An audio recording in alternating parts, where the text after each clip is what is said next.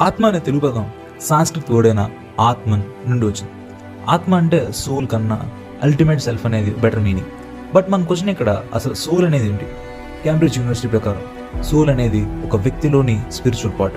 Body చనిపోయినా అది చావదు.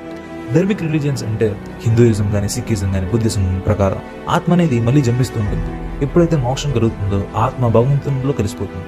అండ్ అబ్రహమిక్ రిలీజియన్స్ అయిన ఇస్లాం కానీ, క్రిస్టియానిటీ కానీ, జూడాయిజం ప్రకారం సోల్ అనేది జడ్జ్మెంట్ డేలో తన యాక్షన్స్ బట్టి హెవెన్కి కానీ హెల్కి కానీ వెళ్తుంది.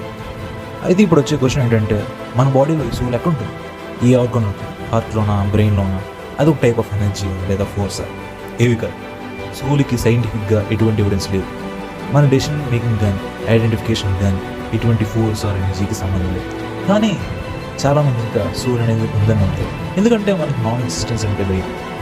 చనిపోయిన తర్వాత కూడా మనం బతికి ఉంటాం అనేది హ్యూమన్ నార్సిస్.